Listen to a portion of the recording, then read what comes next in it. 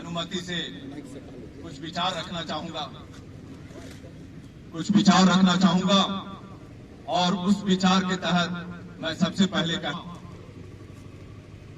बहुत लोगों के मुंह से सुनने को मिलता है कि राजेपाड़ा सरना प्रार्थना सभा ने क्या किया, लेकिन जो लोग दूर से देखते हैं उन्हें राजेपाड़ा सरना प्रार्थना सभा की उपलब्धि नजर नहीं आता। लेकिन जो लोग राजेपाड़ा सरना प्रार्थना सभा के नजदीक गया है, उनके जुड़ा है, उनको इस चीज का एहसास है कि राजेपाड़ा सरना प्रार्थना सभा ने आज समाज के दशा सुधारने में और उसे दिशा देने में जो अपना महत्वपूर्ण योगदान दिया है, वो आज तक किसी भी सामाजिक धार्मिक प्लेटफॉर्म में ने नहीं दिया।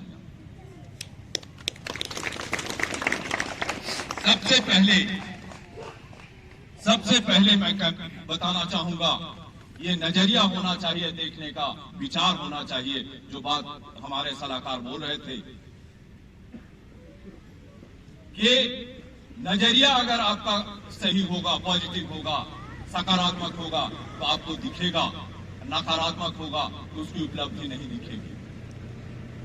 और इसी क्रम में मैं बताना चाहूंगा कि राजेपाड़ा सरना प्रार्थना सभा का सबसे पहला और सबसे बड़ा उपलब्धि जो है, आज अगर धर्मांतरण रुका है तो वो सबसे बड़ा देन है राजेपाड़ा सरना प्रार्थना सभा का। लेकिन सो कोल्ड विचारधारा के लोग, बुद्धिजीवी इस बात को स्वीकारने को तैयार नहीं है। और इस चीज को हम इसलिए दावे के साथ कह सकते हैं कि राजेपाड़ा सरना प्रार्थना सभा की सबसे बड़ी उपलब्धि आज है, जो अपने मूल धर्म को मानने वाले, अपने पुरखा पूर्वज के मानने वाले को आगे लेकर चलने का काम कर रहा है, तो वो राजेपाड़ा सरना प्रार्थना सभा कर रहा है। और मैं दावा इसलिए कर रहा हूं कि खुद धर्म गुरु बंधन तिग्गा जी से जब हम लोग बैठते हैं, विचार विमर्श होता है, तो उनके द्वारा कहा जाता है कि मैं धर्म परिवर्तन की ओर 80% जा चुका था। 80% धर्म परिवर्तन की ओर जा चुका था, लेकिन होता है कि कहीं ज्ञान प्राप्त होता है, और मुड़मा का वो शक्ति स्थल, उन्हें ये ज्ञान प्राप्त हुआ और पारिवारिक कुछ ऐसा सुझाव मिला, और वो धर्म परिवर्तन तो नहीं किए, लेकिन साथ ही साथ आज सरना धर्म को एक पहचान दिलाने में बहुमूल्य योगदान दिया। उसी तरह से हमारी बहन कमले, उनसे भी जब बात होती है तो वो कहती हैं, हम सब 7-8 लड़कियां थी, मैट्रिक करने के बाद धर्म परिवर्तन की ओर बढ़ गए थे, और हम लोग थे कि हम लोग अमुक दिन धर्म परिवर्तन करने जा रहे हैं। तो आज ऐसे शख्स, ऐसे लोग जिन्होंने धर्म परिवर्तन का मन बना चुका था, और वो आज सरना धर्म को बुलंदी पर पहुंचाने के लिए आगे बढ़े हुए हैं। तो ये है राजेपाड़ा सरना प्रार्थना का सबसे बहुमूल्य योगदान।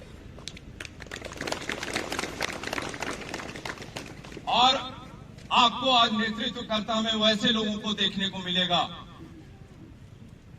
पाएंगे जो आज हमारे राजेपाड़ा सरना प्रार्थना सभा के प्रदेश के महासचिव हुए रवि तिग्गा जी। ये रांची शहर के हरमू के पाहन खानदान के हैं, और पाहन खानदान के होने के साथ इसके एक चचा रिश्ते में होते हैं अनिल तिग्गा, जो आज सरना समिति हरमू के अध्यक्ष हैं। उनके द्वारा आज से करीब 20-22 साल पहले बार बार हमसे बोला जाता था कि दादा बहुत बुरा हो रहा है। क्या बुरा हो रहा है? तो कहीं ऐसा ना हो कि हमारा पाहन खानदान का एक व्यक्ति और जो रवि तिग्गा जैसा शख्स धर्म परिवर्तन ना कर ले। क्योंकि इनके उपस्थिति के बिना 25 दिसंबर का गैदरिंग नहीं होता था। कोई भी उनका धार्मिक और सामाजिक आयोजन में इनकी उपस्थिति नहीं रहती थी, ऐसा नहीं था।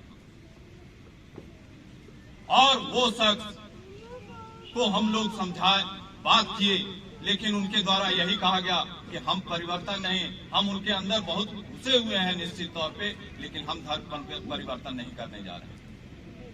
लेकिन ऐसे ऐसे शख्स आज धर्म और समाज के लिए इतना बड़ा योगदान दे रहे हैं, अपना पूरा जीवन निछावर कर रहे हैं। वो ऐसे शख्स हैं हमारे सरना रत्न वीरेंद्र भगत जी, जो अपना जीवन में निछावर कर दिए।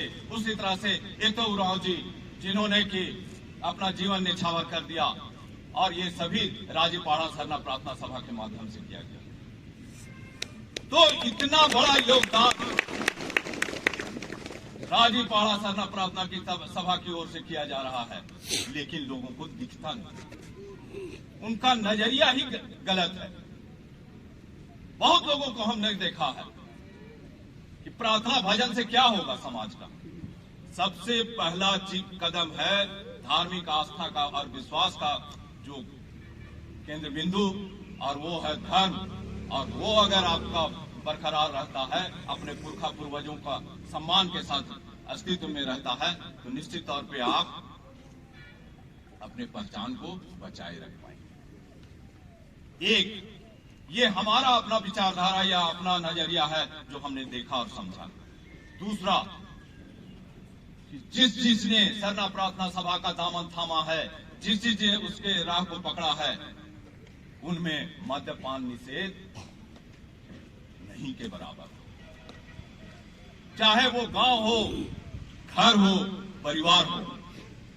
लाख लोग कहते रह गए कि आप पीना मत करो, पीना छोड़ो, लोग नहीं करते रहे। लेकिन जिस चीज ने राजीपाड़ा सरना प्रार्थना सभा के माध्यम से प्रार्थना सभा का दामन थामा, आज उनका आर्थिक और सामाजिक स्तर काफी सुधरा है और उसका बहुत बड़ा परिवर्तन हुआ है। और उसमें सबसे बड़ा कारण है कि वो लोग मद्यपान निषेध अर्थात दारू हड़िया से कोसों दूर चले गए। और सबसे बड़ा कारण उस नजरिया का है, और उसको अगर आप देखेंगे तो केवल वही नहीं हुआ है। वैसा शख्स जो कि दारू हड़िया पीता है, लाख अच्छी बात करता हो, उसके विचार को दरकिनार कर दिया जाता है, उस पर अविश्वास व्यक्त किया जाता है। तो आज वैसे वैसे शख्स जिन्होंने कि नशापान को त्यागा है, आज वो विश्वास के लायक हुए हैं, उनका मान सम्मान बढ़ा है। और यही नहीं, उनका स्वास्थ्य सुधरा है, उनका स्वास्थ्य भी अच्छा हुआ है। और साथ ही साथ जो नशापान में उनका जो खर्च होता था, व्यय होता था, हर दिन अगर 30, 40, 50 रुपया अगर खर्च होता है, वो अगर सेविंग होता है तो साल का उनका 1500 हो जाता है, 1,500 से 2,000 हो जाता। तो ये उपलब्धि है, नजरिया होना चाहिए देखने का। और यही कारण है कि आज हमारे नजरिया जो कहता है या दिखता है कि आज जितने भी नौकरी में लोग जा रहे हैं, अच्छे शिक्षण संस्थानों में जा रहे हैं, उनमें सरना समाज का जो परसेंटेज है वो काफी बढ़ गया। ये आपका नजरिया देखने का होना चाहिए कि आप उसको कैसे देखते हैं। पहले हम लोग देखते थे कि सरना समाज का कोई भी प्रतियोगिता में, किसी भी एग्जाम में, किसी भी इंस्टीट्यूशन में उनका परसेंटेज 10 से 20% होता था। आज उलट गया है। आज 80% लोग प्रतियोगिता परीक्षा में या शिक्षण संस्थानों में या नौकरियों में जा रहे हैं। तो ये नजरिया होना चाहिए। लेकिन दुर्भाग्य है वैसे क्या कुआं के मेंढा जैसे लोगों का, जिनका की नजरिया नहीं है, और वो कहते हैं कि सरना प्रार्थना सभा ने क्या किया। तो सरना प्रार्थना सभा ने जो किया वो आज तक किसी ने नहीं किया, ये मेरा दावा। साथ ही साथ ये हमारा दूसरा और उपलब्धि हमको जो नजर आता है, तीसरा उपलब्धि डाइन मिसाही का। आज के दिन में सरना प्रार्थना सभा से जुड़े हुए लोग सकारात्मक विचारधारा से चलते हैं, और ये जो डाइन बिसाही और हिस्सा डाह वाला जो मामला है, जो हमारे प्रार्थना और भजन में भी कहा जाता है, और वो चीज आज हमें अच्छे विचारों को लेकर चलने की ओर सिखा रहा है सरना प्रार्थना सभा के माध्यम से। और राज्य सरकार, केंद्र सरकार सभी लगी हुई है कि लोगों में मद्यपान निषेध को रोका जाए, डाइन बिसाही को रोका जाए। उनसे ये चीज संभव नहीं हो पा रहा है, और वो कर रहा है राजीपाड़ा सरना प्रार्थना सभा। तो राजीपाड़ा सरना प्रार्थना सभा का जो कार्य है, उसको देखने का आपका नजरिया क्या है, ये मायने रखता है। आज वैसे समाज चिंतित हैं जो कि हमें से कन्वर्ट कराना चाहते थे, चाहे वो ईसाइयत की ओर हो, चाहे वो हिंदुत्व की ओर हो।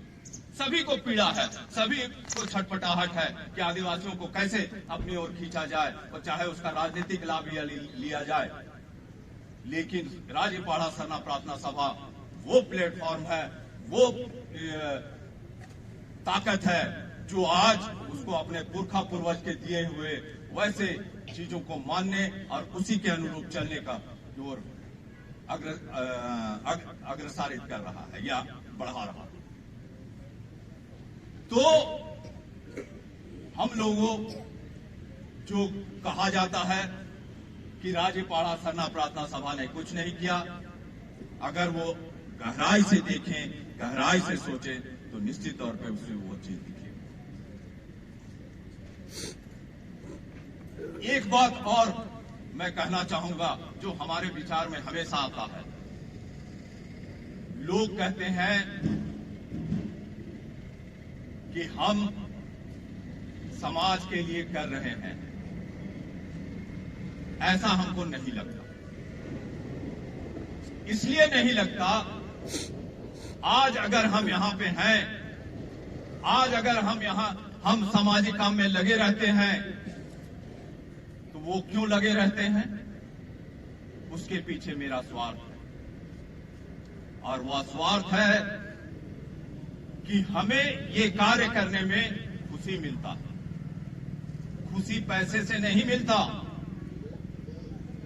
लेकिन ये करने से हमें खुशी मिलता है, और ये खुशी हमें भौतिक सुख से नहीं मिल सकता। गाड़ी हो, घोड़ा हो, बंगला हो, इससे नहीं मिल सकता। उससे हमें आराम मिल सकता है, लेकिन हमें खुशी मिलता है अंदर से। और ये जब अंदर से जो खुशी मिलता है, और उसे प्राप्त करने के लिए हम इस तरह से भटकते रहते हैं। और सामाजिक बैठक में जाना, समाज का हित सोचना, समाज को कैसे एक एक लोगों को मजबूती मिले, ये सोचना, ये हमारा, इसके पीछे हमारा स्वार्थ है। हम भौतिक सुख को सुख नहीं मानते, हम इस सुख को सुख मानते हैं। लेकिन दुर्भाग्य से आज हमारे समाज के कुछ वैसे चुनिंदा लोग जो कि उरांव मुंडा हो, संथाल कड़िया का जाति प्रमाण पत्र लेकर नौकरी तो प्राप्त कर लेते हैं, लेकिन जब समाज को लौटाने की बात आती है, तो समाज को देने में उनकी क्या कहें, वैसा शब्द बोलना अच्छा नहीं लगता। तो वैसे लोग समाज के कर्जदार हैं, और उनको वो भौतिक सुख नजर आता है।